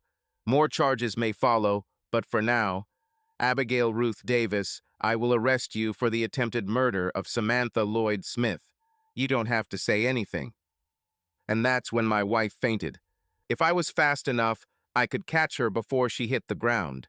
At the same time, I reasoned that it was a much easier hit than the one she intended for Sammy, so I only made a half-hearted attempt that was never successful. Though the mills of God grind slowly, but they grind extremely finely. The words from Longfellow's poem came to mind many times over the following months, especially when I was in the company of detectives investigating the death of Joseph Carpenter. There seemed to be no rush to get the case to trial, but to be fair, it was an extremely complex case that likely required a lot of expert opinions to even make the case for it to be classified as a murder. During this time, I managed to convince Samantha to take a vacation, and when she returned from it, she looked a little rested. At the same time, her enthusiasm for the day-to-day running of the business had clearly diminished, and she left most of the work to me, Freddie Watson, the head salesman, and Millicent Ferguson, who was her personal assistant and had done the same work for her father for many years. Both of them have now been promoted to the board of directors. When, a few weeks later, Gerald Smith finally broke down and admitted his role in the case, it seemed like it was only a matter of time before Abby did the same, and it would all be over, but she remained absolutely steadfast in denying any involvement in it. I thought it would just be a formality, that once he admitted everything, they could easily convict her. But gradually I learned that it was Mark who was holding things back because he wasn't entirely sure of her role in this. He admitted this to me when we met informally at a club one Saturday night, quietly drinking together. Not that he discussed it in detail, he simply managed to convey his doubts without going into details. Naturally, I wanted to tell him that Abby was a master liar and that I had experienced this myself. The way she managed to hide her extracurricular activities and the extent of them was remarkable, and even with hindsight, I don't think there were obvious clues that I missed at the time. However, I was smart enough to remain silent on the subject, and I learned enough to know that she still categorically denied absolutely any knowledge of these incriminating letters or even any contact with Gerald Smith. The club itself was in the process of closing. His heart was ripped out of him by Joe's death. His membership dwindled, as did the team weekends with AF courses that provided so much important income. Even the cost of chartering an aircraft became a heavy burden, especially when the normal 3 flights per hour with up to 10 jumpers dropped to 1 per hour with an average of 3 jumps. Some of us, including myself, who were there that day continued to walk up the long, wide outside steps, but I think most did it to prove to themselves that they had not lost their nerve. For example, Samantha took 1 jump and then announced that it would be her last. Mark did the same, and I've done 3 since then. There was another club almost 50 miles away that was in the process of purchasing parachute equipment, and the lease for the clubhouse and other facilities was being negotiated with a small flying club. I was upset about it, but the publicity we received meant it was probably inevitable. Everything about the court was intimidating, from the antique and grand interiors of the courtroom to the wigged barristers and their assistants who never seemed in a hurry to go about their business. The prosecution walked me slowly through all the events of that fatal day, and it was easy. Then they moved on to the topic of the relationship between me and my wife, which was difficult. The first time I was shown some of the papers Samantha had to read, it wasn't hard to see why she was upset. The first ones were nothing more than flirting, internet chatting, something I imagine a lot of people do to get aroused. At first, of course, they were anonymous Mistress Hot and Wet talking to Bull G. These were conversations about sexual adventures they wanted to experience, but were denied by reluctant partners who soon became much more open. I was asked if I was aware of my wife's desire to try any of these things, as she mentioned that she couldn't convince her husband to do them, and I had to admit that it was almost exactly what she was trying to get me to do. Somewhere along the way, they revealed their true identities to each other. Gerald admitted that because of his feelings for me, he would be even more willing to enjoy games with her, but she backed down, saying that any such relationship, if discovered, would mean the immediate end of her marriage and, more importantly, the lifestyle I provided for her. She insisted on keeping it at the chat level and nothing more for quite some time. At the same time, the details of their mutual desires became increasingly explicit and what could be described as more harsh. The desire for a hardcore experience, for example, was very noticeable from both, and in response to a photo she sent in a leather corset, high boots one that she apparently made herself, it seemed that he was almost drooling, judging by his response. The whole story was very painful, but it got worse when they began planning how to get rid of their partners so that they could be free to pursue their desires. The initial part of it was cautious, to say the least. Neither of them wanted to lose the life at the expense of another that they had, and it wasn't until Abby suggested that some kind of accident would solve their problem that things took a much more serious turn. Although neither of them ever specified what form the accident would be, it was pretty clear that they were talking about a fatality. At the end of the correspondence, there was a message from Abby in which she said that she did not want to be left drained if she succeeded, and that he suddenly found himself the owner of a fortune. There were requirements for insurance, something that both would sign up for so that they would be bound to each other if successful. This guarantee was apparently given and received, although no trace of it was ever found, and on the eve of the accident, Gerald sent a message that the next day would be perfect and that she should stay away and be, apparently, in another place. The last from her was on the day itself, when she reminded him that they had to stay away from each other for at least 6 months until things calmed down. Fortunately, there were comfort breaks during the trial, and I was then questioned by the defense. They wasted their time on me, though. I stuck firmly to what I knew for sure and did not deviate one iota. I'm sure my regret that the woman I loved turned out to be so evil was quite obvious, as was my obvious feeling of pain, but I was eventually able to leave the battlefield unharmed. Over the next few days, I was in court to see much of the prosecution's case.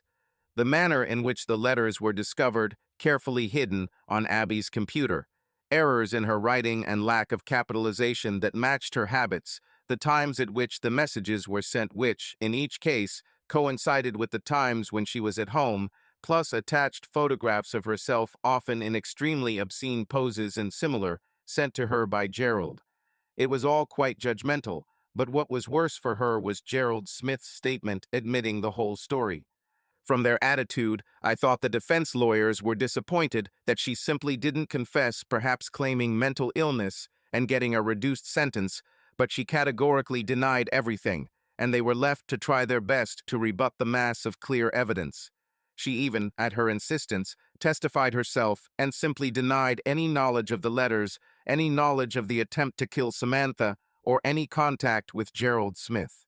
Although the prosecution had fun with her, she remained steadfast, insisting that someone else must be responsible, even trying to bring up Gerald's original story that Sammy was blackmailing me, although he later admitted it was a fabrication. I was unable to attend the closing statement of the court. I had to attend a very important board meeting that would affect the entire future of the business. Apparently, the prosecution took a couple of hours to do this, and the defense a little less. So I was not in court when the jury returned later that day with a unanimous verdict of guilty. Under English law, life imprisonment is mandatory for murder, and when committed in anticipation of the benefit of death, this automatically carries a starting point of 30 years. I believe that Abby fainted when the sentence was given, and that, a few days later, she became hysterical when the punishment was given, but I was not in court to see either. I had already told her that she was history for me, and now there could be no doubt about it. It was a stunningly beautiful day. I was sitting on the terrace of a villa near Grasse on the French Riviera on a hill near the village of Speraces, enjoying views of Lac de Saint-Cassien, Mandelieu Bay, and the Estrel Hills. I ate a light lunch and relaxed afterwards with a cool glass of beer, enjoying the company of a man I hadn't seen in almost 8 years. Mark Haley was now Detective Chief Inspector at Cheshire Police. He had gained a little weight since I last saw him, but he still looked healthy and fit, and the gray in his hair didn't detract from his appearance. He was in Marseille investigating a connection to the drug trade, he told me, and knowing that I lived in the area, he decided to find me. He actually found my number in the book and called, offering to have a beer together at the bar, but I invited him to dinner with my family, and it was nice to catch up on what was going on at home. Now my wife chose to go take care of the kids, leaving us free to talk. They're great kids, he told me, referring to 4-year-old James Griffin Davis and his 2-year-old sister Claire. And he was right. They were beautiful, and I adored them to the point of madness. Don't you miss home? This is home now, Mark, I told him sincerely. We sometimes go there to spend a couple of days with relatives, but I don't think we'll ever be able to live there again. Too many bad memories, not enough sun, and we both smiled and took a sip of our drinks. I had a feeling that his visit was more important than he said, but it was up to him to decide when to stop fencing. So, how did you get along with her? He asked, nodding towards the house. So I told him the simple truth. To be honest, Mark, I never thought we would actually get together. In fact, it took almost a year before we both accepted that there was a real feeling between us. I mean, being without partners, we tended to team up when there were events to attend and so on. But I think we were both so wounded that we were afraid to experience it again. I think it was something that grew very slowly until we were both ready to admit, that we had real feelings for each other. And it was absolutely true. We grew together slowly and steadily during the first year after the trial. In some ways, given the state she found herself in, I think I became a rock for Samantha to cling to. But I didn't want to risk what we had by trying to turn this into a possibly unwanted attempt at romance. It was after dinner with a group of Japanese businessmen and their wives when the opportunity for change finally arose. It was my turn to drive even though she didn't drink much, and as I was dropping her off at home and saying goodnight, she suddenly said, "You know, Robbie, sometimes I think we spend more time together than most married couples." It was just a passing remark, but it caused silence for a couple of moments, and then, as if she was embarrassed by the thought, she began to get out of the car, but I gently held her hand, and as she turned back, I replied, "I'm sure we will, and I like being with you. I just wish we had more time together." She looked at me carefully before asking if I was really sure, and when I told her I was sure, we enjoyed our first real kiss. It wasn't passionate or any kind of explicit experience, but it was gentle, and it was a truly loving kiss. From then on, we started dating for real. It seemed like there was an unspoken rule that we weren't going to go straight to bed, and I was fine with that. In fact, it wasn't until I reminded her of what she said about spending so much time together and suggested that we should consider making it a little more formal that she agreed to marry me. It was a 6-month courtship following many years of friendship, and the wedding itself was a very quiet ceremony with only close family and friends invited. Our first night together was on our honeymoon at a hotel in Barbados. It was a little awkward at first. Neither of us had been sexually involved with anyone in a very long time, and I think we were both nervous about our shortcomings. She certainly shouldn't have been nervous. Honestly, her body once revealed was even more sensational than I had ever imagined. Her breasts were still full, firm, and extremely responsive to my touch. Her stomach was flat, her waist narrow, and her hips perfectly curved. Her legs were long and magnificently shaped, and from the first time I saw her naked, I became absolutely and completely devoted to her. However, she was surprisingly shy and, given her background, surprisingly inexperienced. We both knew of two people who were willing to do all sorts of things to seek new thrills. The letters between Gerald and Abigail contained graphic descriptions of things that were literally very painful, about others that were downright disgusting, and even some that were illegal. We had to face these memories, confront them, and discuss them, and we did it in the first weeks of our marriage. Gradually, We sorted out what we both found acceptable and enjoyable, and what we would never mention again, if at all possible. So I told Mark that we had an old-fashioned courtship, that we had finally decided to get married, and that we were probably more in love now than ever before, and that love was still growing every day. Yeah, I saw it pretty well, he smiled, and then, have you heard anything about your previous partners? I just shook my head. I really didn't want to know. They were part of the past. Gerald seems to be doing well in prison. To be honest, I think it's become a little institutionalized. I saw it a few weeks ago, actually. He's still bitter towards Abby, of course. He still insists it was her idea, even though he agreed with her. He said she promised to be the easy girl he'd always dreamed of being with, and he couldn't forgive her for refusing to accept any responsibility for what happened. He might be eligible for parole in a few years, but I'm not even sure he'll want it then. I tried to interrupt him before he could say anything else, but he continued. Abby is a different case, of course. She had a complete nervous breakdown. She still denies any involvement in the plot to kill Samantha. She still denies any knowledge of these incriminating letters. Psychologists say it's due to denial, perhaps some kind of bipolar disorder or something similar. There was even a suggestion that there were two separate personalities there, and that the current dominant personality had erased any memory of what the other had done. Of course, this means that she is unlikely to be released for very long. I mean, she knows she'll have a better chance if she admits it, but she doesn't. And that really begs the big question, doesn't it, Robbie? He finished and took another sip of his beer. What question? I asked as casually as possible. He then slowly put the glass down, and we looked into each other's eyes as he said, "How did you do it, Robbie?" "I'm sorry," I said with a surprised expression on my face, but he just smiled slightly. "Robbie, I'm a cop," he said. "I may not be Sherlock Holmes, but I think I'm pretty good at my job. I take my time on things and do my best to get things right. I'm a cautious person, and I don't like the thought of putting the wrong person behind bars. Now, Mr. Kelsey, remember him, I assume?" I nodded, and he continued. "Well, he had a very different approach to me. He was all about getting results, about making the numbers look good, and when it came to a high-profile case like the death of Joe Carpenter, about getting results quickly and looking good in the media. That's probably why he became chief of police, and I won't get any higher than I am now before I retire." "Yes, but just give me a couple of minutes, Robbie. It won't take long because my car will pick me up soon. I just have to get rid of this because it's been bothering me for years. Okay?" I nodded again and started to speak, but he raised his hand to say, "Please," so I remained silent. You see, when we were investigating, first, I felt sorry for you. Don't get this wrong. I mean, you seemed to be the only one who didn't really know what Abby was. You seemed like a poor husband, blind to love, who didn't know that his wife was cheating on him with Joe, and a couple from the factory she worked with, namely Donald and Malcolm.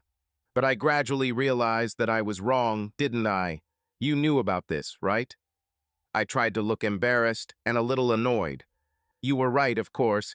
That was the main reason why I got Abby a job away from the factory, in the hope that this would stop. But I knew very well that it did not stop. You're good, Robbie. You're very good.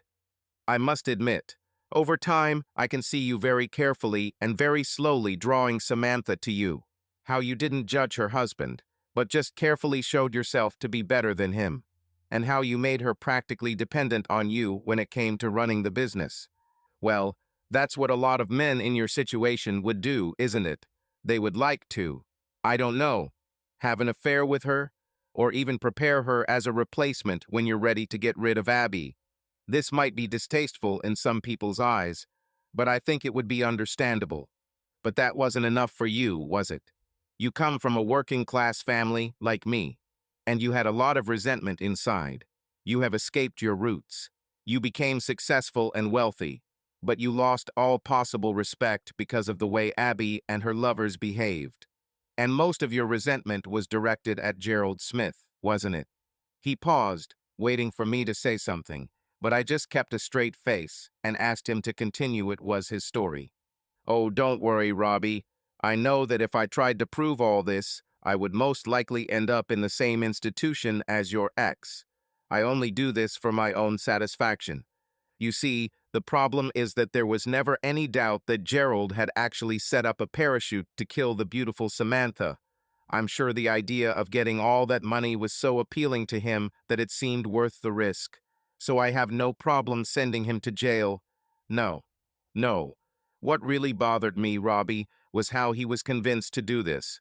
I couldn't fully understand what exactly didn't add up, but I knew something was wrong. That's why I did everything I could to delay the investigation. But Kelsey wouldn't stand for it, of course. He saw his next promotion as a successful completion of the case, and to be honest, as soon as he realized that I was stalling, I was dismissed rather rudely. It was only later, long after, when I learned that Abby still denied any knowledge of these letters, that I began to wonder if she had actually sent them, and that gave me another thought. Knowing what we know about Abby, I realized that she would have gone through with this kind of romance with Gerald if she really wanted it. You see, what I realized was that, for all their dirt and all their passion, they had to be put together by someone with a very cold and calculating mind. And that's not exactly how I would describe Abby. And you? You were never married to her, I replied, still keeping a straight face, and he smiled. That's true, but let me give you the alternative scenario that everyone believed. Let's imagine, for example, that you thought everything through, very carefully, of course, because you are always thorough, and came up with a plan that would destroy both Gerald and Abby, would lead you to the woman you really wanted to be with, and, well, I don't know if it was luck or not, would get rid of the person who cuckolded you. Let's imagine that you, hypothetically, opened an email account on your wife's computer, one that she would never have found because she wasn't particularly computer literate, and assumed her identity to start contacting Gerald. Let's imagine that you slipped her sleeping pills when you wanted to do this. Let's imagine that you used her own strange sexual desires and exaggerated them, knowing that they would appeal to someone like Gerald. Let's just imagine that you could imitate her style, even her mistakes, to make it look like she came up with a plan and found some other way to convey it to him. I admit, I don't know how you did it, but let's assume you did, and let's imagine how pleased you were when he completely fell for it. Of course, the other thing I can't know is how you were able to arrange for Joe to wear the broken parachute, or even whether that was actually part of the plan and not just a bonus. But I'm sure you were delighted when I saw him board the plane with Samantha's parachute. You were cold-blooded enough, or filled with hatred, to sit and watch him fall from the sky. This is something I don't think I'll ever be able to understand, Robbie. And then you maintain your calm under interrogation. Enough to be convincing, mind you, knowing that the spotlight would soon be taken off of you and onto Gerald. I was reviewing my notes after the trial and noticed that you were the only person that day who didn't ask us if we knew how Joe was. At the time, I thought it was because you were experienced enough to know he didn't survive. But now I realize it was because you were glad he was dead. If I'm right, and I know I can never prove it, you must be the cruelest, most calculating, cold-blooded bastard I've ever known. And that's saying something, given my many years of service, believe me. He fell silent after that, but his eyes never left mine, so I said, Abby is a very sick woman, Mark. You've created a whole new scenario out of the simple fact that she refuses to admit what she did.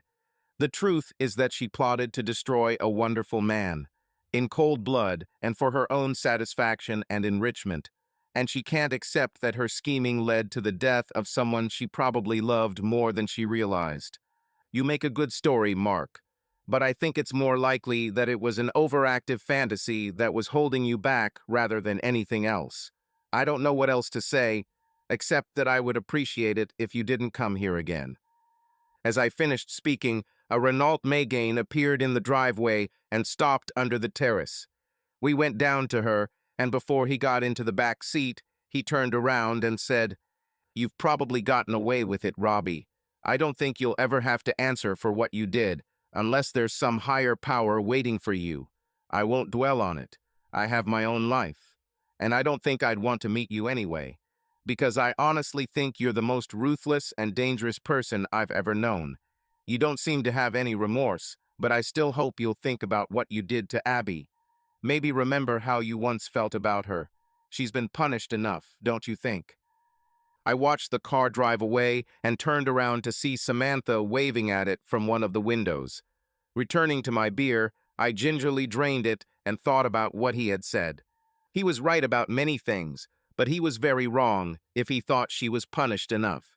The only good thing about Joe's death was that Samantha decided to talk to me instead of me using a prepared excuse to stop her from boarding the plane to jump. I knew for sure that Joe and Donald would come and take our parachutes. They had a reputation for saving money this way rather than paying rent, and I didn't really care which one of them took Samantha's parachute. I also knew that things weren't going well for Donald and Malcolm lately. After we sold the business to a Japanese company, they didn't like the new regime, and neither did several others. They were identified as instigators of trouble and, despite quite a long experience, were thrown out the door without ceremony. Am I dangerous? I'm just an accountant, right? Samantha and I used some of the money to buy the villa we now live in and have enough left over to live in reasonable style and comfort just on interest. Habits die hard, so I was still working from home, handling the financial affairs of some of our wealthy neighbors. As I stood up, Samantha appeared at the door and hurried towards me. She still looked slim enough that it was difficult to notice that she was carrying our third child. "Mark left?" she asked. "Yes, back to dear old England," I chuckled. "Ah, he can stay there," she said with a fake shudder, and then added, "Anyway, the kids sleep during the day, and I thought, ah." I raised my eyebrows and waited until she laughed and said, "It's no use forcing me to ask. You scoundrel, I'm going to take a nap for an hour." She then reached over, gave me a very sensual kiss on the lips, and walked back to the door with such grace. By the time I walked inside and closed the door behind me, I had already forgotten about Mark Haley and everything else that had happened in the past. Subscribe to our channel so that your love doesn't cheat on you, and go ahead and listen to the next story, because this story is nothing compared to the next one. If you're under 18, don't even think click to the next one.